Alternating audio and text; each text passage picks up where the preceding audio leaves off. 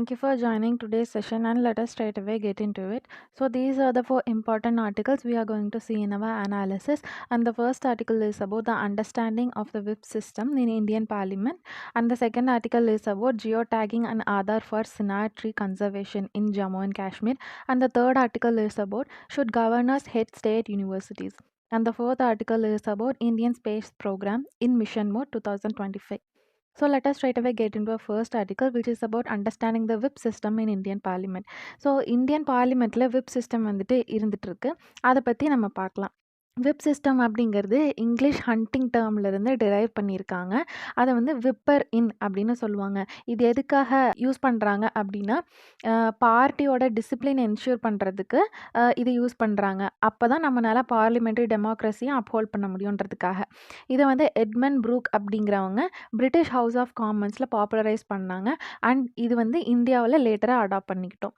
So இந்தியாவில் whip system பற்றி overview பற்றி பார்க்கலாம். இந்த விப் சிஸ்டம் அப்படிங்கிறது லெஜிஸ்லேட்டிவ் ஃபங்க்ஷனிங்க்கு வந்து ரொம்ப இன்டெக்ரல் பார்ட் அப்படின்னு சொல்லுவாங்க. அண்ட் பார்லிமெண்ட்ரியோட எவல்யூஷன் ஆக ஆக இதை வந்து இந்தியன் பார்லிமெண்ட்ரியில் நம்ம இன்ட்ரடியூஸ் பண்ணிக்கிட்டோம். அண்ட் இது ஆன்டி டிஃபெக்ஷன் லா 1985 வந்து ஆப்பரேட் ஆகுது. இது எதுக்காக மெயினாக அப்படின்னு பார்த்தோன்னா பார்ட்டியோட இன்டெகிரிட்டி அண்ட் ஸ்டெபிலிட்டியை மெயின்டைன் பண்ணுறதுக்காக நம்ம இந்த விப் சிஸ்டமை இந்தியன் பார்லிமெண்ட்டில் யூஸ் பண்ணிக்கிறோம். ஸோ இதனோட பர்பஸ் அண்ட் இம்பார்ட்டன்ஸ் பற்றி பார்த்தோம் அப்படின்னா ஃபர்ஸ்ட் பர்பஸ் எதுக்காக அப்படின்னு சொல்லுவாங்கன்னா என்ஷூரிங் பார்ட்டி டிசிப்ளின் அப்படின்றதுக்காக. இது வந்து பார்ட்டியோட டிசிஷனுக்கு எம்பிஸ் எல்லாம் அலைன் ஆகணும் அப்படின்றத என்ஷூர் பண்ணுறதுக்காகவும், அந்த பார்ட்டி எந்த ஒரு டிசிஷன் எடுத்தாங்கனாலும் அதை வந்துட்டு யூனிட்டியை ஃபோஸ்டர் பண்ணுறதுக்காக ஒரு கிரிட்டிக்கல் லெஜிஸ்லேட்டிவ் ப்ராசஸாக இந்த விப் சிஸ்டம் அப்படின்றது பார்க்கப்படுது. அண்ட் இது வந்து ஒரு சிக்னிஃபிகன்ஸ் இன் டிவிஷன் ஓட்டிங் அப்படின்றத பார்க்கப்படுது இன்னொரு பர்பஸாக. இது எதுக்காக அப்படின்னு பார்த்தோம் அப்படின்னா இது கொயிலேஷன்ஸை ரூல் பண்ணுறதை என்ஷூர் பண்ணுறதுக்காகவும், அவங்களோட மெஜாரிட்டியை என்ஷூர் பண்ணுறதுக்காக, இப்போ ஒரு பார்லிமெண்ட்டில் அவங்களோட மெஜாரிட்டியை என்ஷூர் பண்ணுறதுக்காக அந்த பார்ட்டியில் இருக்கவங்க எல்லாருமே இந்த மாதிரி விப் சிஸ்டமை வந்து ஃபாலோ பண்ணணும் அப்படின்னு நினைக்கிறாங்க. அண்ட் இந்த விப்ஸ் சொல்கிறதுக்கு தகுந்த மாதிரி நடக்கலை அப்படின்னா, நான் கம்ப்ளையன்ஸ் கொடுத்தாங்க அப்படின்னா இது வந்து லெஜிஸ்லேட்டிவ் இன்ஸ்டெபிலிட்டிக்கு லீட் பண்ணும் அண்ட் நோ கான்ஃபிடன்ஸ் மோஷன்ஸ்க்கு லீட் பண்ணும். அண்ட் இதனோட தேர்ட் பர்பஸாக என்ன மென்ஷன் பண்ணியிருக்காங்க அப்படின்னா ப்ரொடெக்டிங் டெமோக்ரஸி. இது இண்டிவிஜுவல் ஃப்ரீடமையும் கலெக்டிவ் ரெஸ்பான்சிபிலிட்டியும் பேலன்ஸ் பண்ணுறதுக்காக, இது வந்து ஒரு அக்கௌண்டபிலிட்டி என்ஷூர் பண்ணுறதுக்காகவும் இந்த விப் சிஸ்டம் வந்துட்டு இன்னொரு தேர்ட் பர்பஸாக சர்வ் பண்ணுது. அண்ட் டைப்ஸ் ஆஃப் விப் பற்றி பார்த்தோம் அப்படின்னா 1 line whip, 2 line whip, 3 line whip அப்படின்னு 3 டைப் சொல்லுவாங்க. 1 லைன் விப் அப்படிங்கிறவங்க வந்து ரெக்வஸ்ட்ஸ், அட்டெண்டன்ஸ் அண்ட் ஆப்சன்டிசம் வந்துட்டு பெர்மிட் பண்ணுவாங்க. அண்ட் 2 லைன் விப்பை வந்து என்ன பண்ணுவாங்கன்னா அட்டெண்டன்ஸ் என்ஷூர் பண்ணுவாங்க அண்ட் ஆல்சோ ஓட்டிங் டிஸ்கிரிஷனாக அவங்களுக்கு அலோவ் பண்ணுவாங்க. அண்ட் 3 லைன் விப் அப்படிங்கிறவங்க ஸ்ட்ரிக்ட் டைரக்டிவ்க்கு அட்ஹேர் பண்ணணும் and also attendance and party aligned voting வந்து இவங்க மேண்டட்டரியாக பண்ணணும். அண்ட் இந்த மாதிரி ஏதாவது வைலேஷன் வந்து நடந்துச்சு அப்படின்னா அவங்கள ஆன்டி டிஃபெக்ஷன் லா படி டிஸ்குவாலிஃபை பண்ணுறதுக்கும் இது அலோவ் பண்ணும். And key roles and structures of whip பற்றி பார்க்கலாம். First one party chief whip பற்றி பார்த்தோம் அப்படின்னா இவங்க வந்து அட்டெண்டன்ஸை என்ஷூர் பண்ணுறதுக்கும், டிசிப்ளினை வந்து என்ஷூர் பண்ணுறதுக்கும், மெயின்டைன் பண்ணுறதுக்கும், எம்பிஸ்க்கு மத்தியில் கொஹரன்ஸை வந்து என்ஷூர் பண்ணுறதுக்காகவும் இவங்க இருப்பாங்க. அண்ட் கவர்மெண்ட் சீஃப் விப் அப்படின்னு பார்க்கலாம். கவர்மெண்ட் சீஃப் விப்பில் 2 டைப்ஸ் இருப்பாங்க, லோக்சபா அண்ட் ராஜ்யசபா. லோக்சபா அப்படிங்கிற வந்துட்டு பார்லிமெண்ட்டில் ஒரு மினிஸ்டராக இருப்பாங்க அண்ட் இவங்க வந்து லீட் அஃபேர்ஸை மெயின்டைன் பண்ணுறவங்களாம் இருப்பாங்க. அண்ட் ராஜ்யசபாவில் இவங்க வந்து minister of state for parliamentary affairs இதெல்லாம் கோஆர்டினேட் பண்ணுறவங்களா இருப்பாங்க. அண்ட் சப்போர்ட் விப் இவங்க வந்துட்டு பார்ட்டிக்குள்ளே ஆர்டரை மெயின்டைன் பண்ணுறதுக்கு அசிஸ்ட் பண்ணுவாங்க. Consequences of violating a whip என்ன அப்படின்னு பார்த்தோன்னா ரூலிங் பார்ட்டி அலையன்ஸ் மெம்பர்ஸ். இப்போ விப்ஸை சொல்கிற படி நம்ம கேட்கல அப்படின்னா அவங்க வந்து ஆன்டி டிஃபெக்ஷன் லா படி டிஸ்குவாலிஃபை ஆகிறதுக்கு சான்சஸ் இருக்குது. அண்ட் ஆல்சோ அப்போசிஷன் மெம்பர்ஸ் பற்றி பார்த்தோம் அப்படின்னா இவங்க வந்து நான் பைண்டிங்காக இருக்கிறாங்க, லீகலாக நான் பைண்டிங்காக இருக்கா அப்படின்னா பார்ட்டிக்குன்னு மென்ஷன் பண்ணியிருக்க சில பெனால்ட்டிஸை அவங்க ஃபேஸ் பண்ண வேண்டியது இருக்கும். சச்சாஸ் வந்துட்டு எக்ஸ்பல்ஷன், அந்த பார்ட்டிலேருந்து எக்ஸ்பல்ஷன் ஆகிக்கலாம். அண்ட் பிளாட்ஃபார்ம்ஸ் ஃபார் எக்ஸ்சேஞ்ச் இதுக்கு என்னவா இருக்குது அப்படின்னா ஆல் இண்டியா விப்ஸ் கான்ஃபரன்ஸ் வந்துட்டு இருக்குது. ஸோ இது 1952 இது ஆப்ரேட் ஆகிருக்கு. அண்ட் இது வந்து ministry of parliamentary affairs for whip இவங்க தான் ஆர்கனைஸ் பண்ணுறாங்க. To exchange views and improve parliamentary ப்ராக்டிசஸ்க்காக இதை வந்து வச்சுருக்காங்க இந்த பிளாட்ஃபார்மை. So that's it about this article. And our next article is about geo tagging and Aadhaar for chinar trees conservation in Jammu and Kashmir.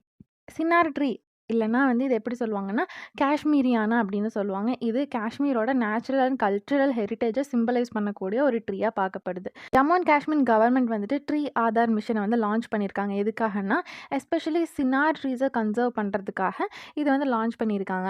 இந்த ட்ரீ ஆதார் மிஷனில் எப்படி ட்ரீஸை கன்சர்வ் பண்ணுவாங்கன்னா, ஜியோ டேகிங் மூலியமாகவும் யூனிக் ஐடியை ப்ரொவைட் பண்ணுறது மூலியமாகவும் அவங்க கன்சர்வ் பண்ணுறாங்க. ஸோ இந்த சினார் ட்ரீஸோட கீ ஃபீச்சர்ஸ் என்ன அப்படின்னு பார்க்கலாம். ஃபர்ஸ்ட் இதனோட கேரக்டரிஸ்டிக்ஸ் பார்த்தோம்னா, இது வந்து ஒரு டெசிடியஸ் ட்ரீ அண்ட் இதனோட கேனப்பி வந்து ரொம்ப வாஸ்ட்டாக இருக்கும். கூலான ஏரியா கிளைமேட் இருக்கக்கூடிய கண்டிஷனில் க்ரோ ஆகும் அண்ட் வாட்டர் அபண்டன்ட் கிளைமேட் தான் மோஸ்ட்லி ப்ரிஃபர் பண்ணும். இது 30 மீட்டர் ஹைட் வரைக்கும் ரீச் ஆகும் அண்ட் 10 to 15 மீட்டர் கிரித் இருக்கும் அண்ட் 30 to 50 இயர்ஸில் மெச்சூர் ஆகும். அண்ட் இதனோட லைஃப் ஸ்பேன் வந்துட்டு 150 இயர்ஸ் வரைக்கும் இருக்குன்னு சொல்லுவாங்க. இதனோட கல்ச்சுரல் ஆரிஜின் பற்றி பார்த்தோம்னா, இதனோட நேம் பெர்ஷியன் நேம்லேருந்து டிரைவ் பண்ணியிருப்பாங்க. அது என்ன, சீனார் அஸ்ட் வாட் ஃப்ளேம் இஸ் தட் அப்படின்ற மீனிங் அது பெர்ஷியன் டேர்மில். இது எதுக்காக அப்படி அந்த பெர்ஷியன் டேர்ம்லேருந்து டிரைவ் பண்ணாங்க அப்படின்னா, இதனோட ஆட்டம் சீசனில் இதனோட லீவ்ஸ் எல்லாமே ஃபயரி ஆட்டம் கலர்ஸாக சேஞ்ச் ஆகிருக்கும். ஸோ அதனால இதுக்கு இந்த நேம் வந்து சூஸ் பண்ணியிருக்காங்க. And historical and cultural significance பற்றி பார்க்கலாம். ஃபர்ஸ்ட் முகல் எரால என்ன கான்ட்ரிபியூட் பண்ணியிருக்காங்கன்னா, ஜஹாங்கீர் வந்துட்டு 1100 சின்னார் ட்ரீஸை வந்துட்டு நசீம்பால பிளான் பண்ணியிருக்காங்க. அண்ட் ஆல்சோ சார் சின்னாரி அப்படின்ற இடத்தையும் அவர் கிரியேட் பண்ணியிருக்காரு தால் லேக் பக்கத்தில். அண்ட் ஸ்டேட் ட்ரீ இதை வந்து ஜம்மு அண்ட் காஷ்மீரோட ஸ்டேட் ட்ரீயாக டிக்ளேர் பண்ணியிருக்காங்க. And religious and artistic relevance இதுக்கு என்ன இருக்குது அப்படின்னா, காஷ்மீரி ஆர்ட் காஷ்மீரி ஆர்ட்டில் இது ஒரு ஃப்யூச்சராக இருக்குது. Such as papier mache, carpets, carvings இந்த மாதிரியான ஆர்ட்ஸில் இது வந்து ஒரு ஃப்யூச்சராக இருக்குது. அண்ட் ஆல்சோ நிறைய ரிவர்டு ஷ்ரைன்ஸ் பக்கத்துலலாம் இந்த ட்ரீஸ் இருக்கும். அண்ட் ஓல்டஸ்ட் சினார் ட்ரீ வந்துட்டு அப்ராக்சிமேட்லி 700 இயர்ஸ் வரைக்கும் இருந்திருக்குன்னு சொல்கிறாங்க. சச் அஸ் எக்ஸாம்பிளுக்கு புத்காம் அப்படின்ற பிளேஸ்க்கு பக்கத்தில் ஒரு சூஃபி செயின்ட் வந்துட்டு இதை பிளான் பண்ணியிருக்காங்க. இது ரொம்ப ஓல்டஸ்டான ட்ரீ அப்படின்றதும் ஒரு ரிலீஜியஸ் ரெலவென்ஸாக இருக்குது. அந்த சினார் கன்சர்வேஷன் ப்ராஜெக்ட் பற்றி பார்த்தோம் அப்படின்னா, ரெகுலேஷன்ஸ் என்ன கொண்டு வந்திருக்காங்கன்னு பார்க்கலாம்.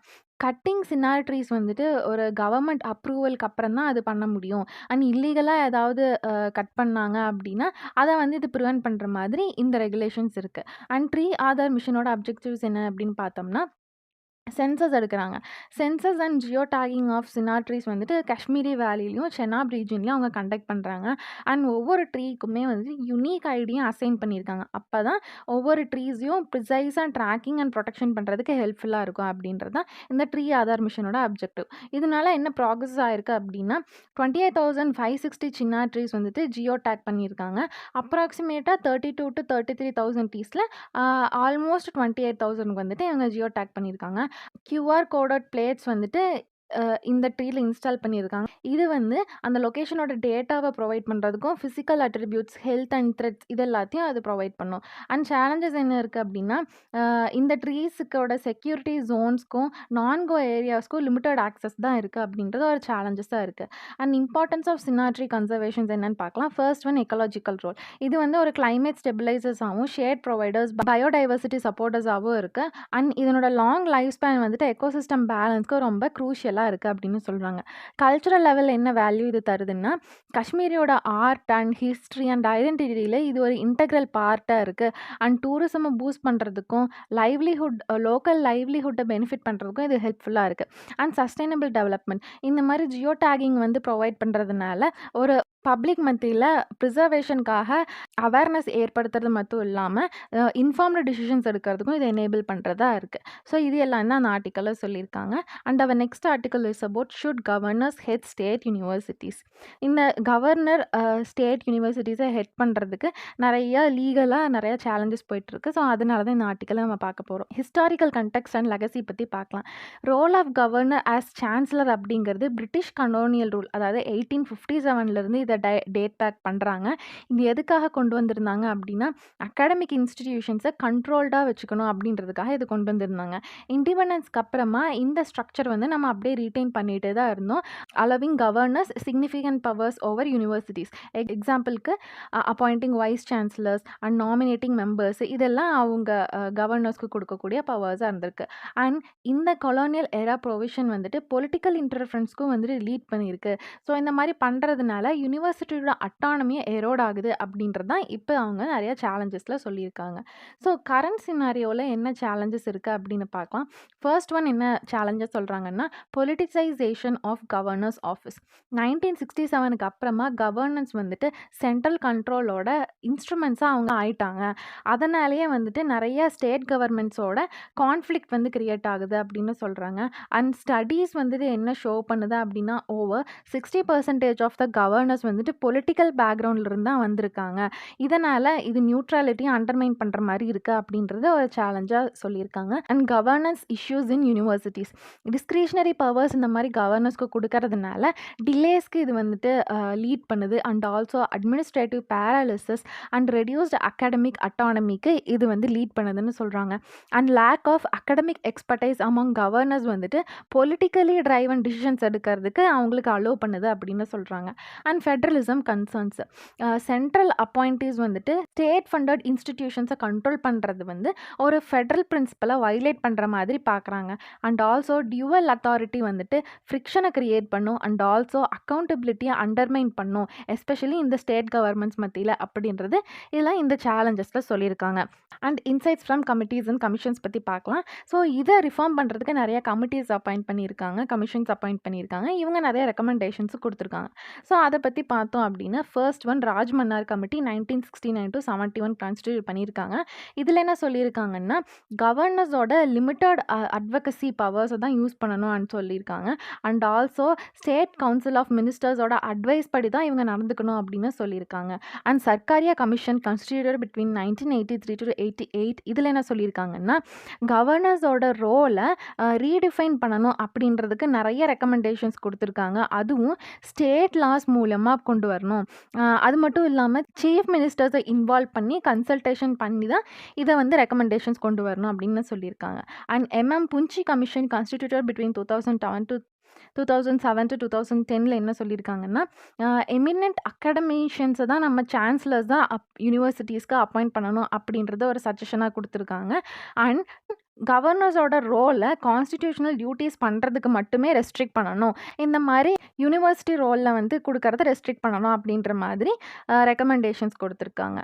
அண்ட் அல்டர்னேட்டிவ் கவர்னன்ஸ் மாடல்ஸை சிலதை வந்து ரெக்கமெண்ட் பண்ணுறாங்க. அது என்னென்னா, ceremonial role for governors. States like Gujarat, Maharashtra வந்துட்டு கவர்னர்ஸை ஸ்டேட் கவர்மெண்ட்டோட அட்வைஸில் ஆக்ட் பண்ணணும் அப்படின்றதுக்கு மேண்டேட் பண்ணியிருக்காங்க. And chief ministers as chancellors.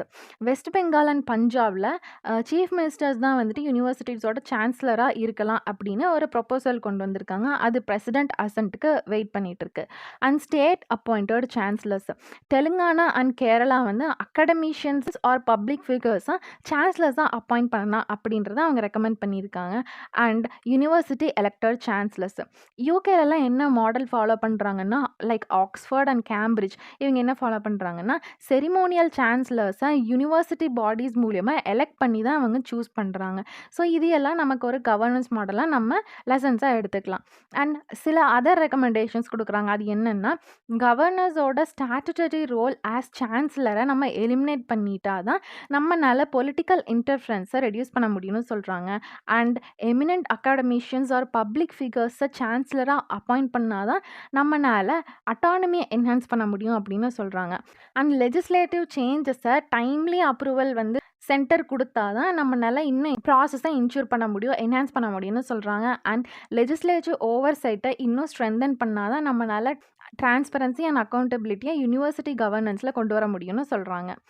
So இது எல்லாமே இந்த ஆர்டிக்கலில் சொல்லியிருக்காங்க. And our next article is about Indian space program in mission mode 2025. So இந்த மிஷன்ஸ் பற்றி key missions and technological milestones நம்ம என்ன அச்சீவ் பண்ணியிருக்கோம் அப்படின்றது பார்க்கலாம். PSLV C60 December 30, 2024. ஸோ இந்த PSLV C60ல் நம்ம என்ன பண்ணியிருக்கோம் அப்படின்னா, சந்திராயன் 4க்கு நம்ம ஃபவுண்டேஷன் லே பண்ணியிருக்கோம். And also Bharatiya Antariksh station அப்படின்றதுக்கு ஃபவுண்டேஷன் லே பண்ணியிருக்கோம். And featured India's first successful in orbit docking எக்ஸ்பெரிமெண்ட்டை நம்ம கண்டக்ட் பண்ணியிருக்கோம். இது humans plays human space flight and space station ஆப்பரேஷன்ஸ்க்கு ரொம்ப கிரிட்டிக்கலாக இருக்குது. அண்ட் ஸ்பாடெக்ஸ் அதாவது ஸ்பேஸ் டாக்கிங் எக்ஸ்பெரிமெண்ட் அப்படின்னு சொல்லலாம். இது என்ன நம்ம ஷோகேஸ் பண்ணியிருக்கோம் அப்படின்னா, நம்ம சக்ஸஸ்ஃபுல் இன் ஆர்பிட் டாக்கிங் வந்துட்டு நம்ம அச்சீவ் பண்ணியிருக்கோம் ஆன் January 16, 2025. இது வந்து ஒரு significant milestone for future docking manoeuvres and orbiting மிஷன்ஸ்க்கு நம்ம இது சிக்னிஃபிகண்ட் மைல்ஸ்டோனாக மார்க் பண்ணியிருக்கோம்.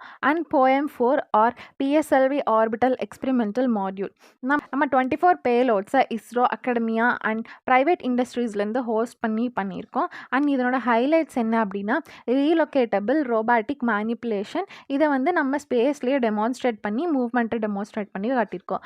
அண்ட் CROPS எக்ஸ்பெரிமெண்ட் கண்டக்ட் பண்ணியிருக்கோம். இதில் க்ரோபி சீட்ஸை இன் ஆர்பிட்டில் நம்ம ஜெர்மினேட் பண்ணி காமிச்சிருக்கோம்.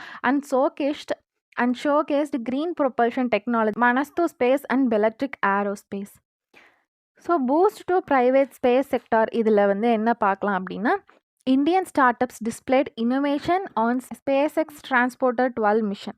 இதில் என்ன யூஸ் பண்ணியிருக்கோம்னா, பிக்சல் அதாவது ஹைட்ரோஸ்பெக்ட்ரல் இமேஜிங் சேட்டலைட்ஸ் பண்ணியிருக்கோம். And Digantara space situational awareness advancements. So global space எக்கானமியில் increasing participation வந்து எதை ஹைலைட் பண்ணுதுன்னா, இந்தியாஸ் க்ரோவிங் ப்ரைவேட் செக்டார் ஸ்ட்ரென்த்தை ஹைலைட் பண்ணுது. ஸ்ட்ராட்டஜிக் டெவலப்மெண்ட்ஸ்க்கு இதுக்கு என்னென்ன அப்படின்னு பார்த்தோம் அப்படின்னா, human space flight and infrastructure.